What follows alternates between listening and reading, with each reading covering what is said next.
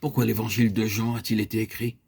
Est-ce simplement pour qu'un récit de la vie du Seigneur Jésus sur la terre puisse être ajouté aux 2 ou 3 autres qui existaient déjà, et que l'histoire de sa vie terrestre nous fût ainsi conservée? Est-ce là le dernier mot de l'énigme? C'est en tout cas, pour beaucoup, la seule conclusion à laquelle il soit arrivé. On lit les évangiles dans le but d'étudier la vie de Jésus pendant qu'il était sur la terre. Cela peut être excellent. Mais je tiens à souligner avec force que telle n'était pas l'intention première du Saint-Esprit quand il inspira la rédaction de ces évangiles. La chose est particulièrement évidente dans le cas de l'évangile de Jean, écrit si longtemps après tout le reste, tout à la fin quand tout semble fini. Car lorsque Jean rédigea ces derniers écrits, les autres apôtres étaient dans la gloire. L'évangile selon Jean fut écrit comme nous l'avons vu quand l'Église du Nouveau Testament eut perdu sa forme originelle, sa puissance et sa vie spirituelle des premiers jours, son caractère céleste, sa direction divine. Au moment où l'apôtre écrivait, la situation était d'une manière générale celle qui nous est esquissée dans les messages aux assemblées d'Asie au début de l'Apocalypse. La chose n'apparaît-elle pas clairement dans les épîtres de Jean? Quel était donc l'objectif en vue? Simplement celui-ci. Tandis que Jean écrit, les choses ne sont plus ce qu'elles avaient été au commencement. Elles ne sont pas ce que Dieu avait voulu qu'elles fussent.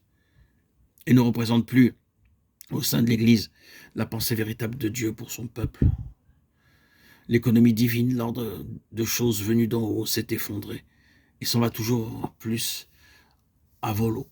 La nature céleste de l'Église n'est plus qu'un souvenir, et c'est quelque chose de terrestre qui commence à prendre forme sous les traits du christianisme. La vie véritable se perd et la gloire est sur le point de disparaître. En face de cette situation, l'érection de Dieu se manifeste sous la forme d'une présentation nouvelle de son Fils, toute céleste et spirituelle. Car la nature céleste et la spiritualité sont bien, n'est-il pas vrai, les caractères essentiels de l'Évangile selon Jean? Ah, nous sommes ici en face d'une mise en lumière toute nouvelle du Fils de Dieu. Quel relief dans ce tableau! Car ce n'est pas simplement Jésus de Nazareth, mais c'est le Fils de l'homme, le Fils de Dieu. C'est Dieu qui sort de l'éternité pour se révéler et se manifester en homme avec toute la plénitude de l'essence divine, afin que son peuple voie. Ainsi donc, dans l'Évangile selon Jean, c'est au point de vue du Saint-Esprit que nous devons nous placer.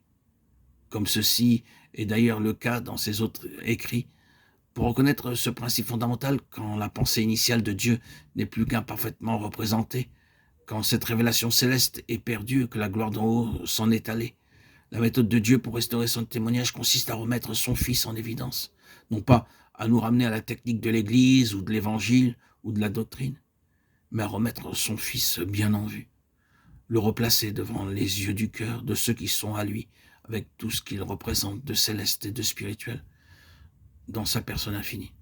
Telle est, dans l'Évangile selon Jean, la réponse que nous trouvons à la situation qui apparaît dans le Nouveau Testament. Ces écrits, dans leur ensemble, nous font voir clairement que l'Église était en train de perdre sa position céleste, laisser la porte s'ouvrir à toutes sortes de choses et devenait d'une manière générale une affaire terrestre. Qu'est-ce que Dieu va faire? Comment va-t-il s'y prendre pour réaliser son dessein qui paraît si dangereusement compromis, qui semble presque impossible de sauvegarder? Il fera reparaître son Fils au regard de ceux qui lui appartiennent. La réponse de Dieu à tout ce qui arrive est toujours dans son Fils. C'est pour ça qu'il le fera réapparaître. Retenez-le. Qu'il s'agisse du monde qui se prépare pour l'Antichrist, la réponse de Dieu à l'Antichrist ne sera autre que Christ dans tout le resplendissement de sa gloire divine. Ou qu'il s'agisse de l'Église sur la voie du déclin et de l'apostasie, la réponse de Dieu sera dans son Fils. C'est là la vraie signification des paroles qui ouvrent le livre de l'Apocalypse. L'Église a perdu sa place, la gloire s'en est allée.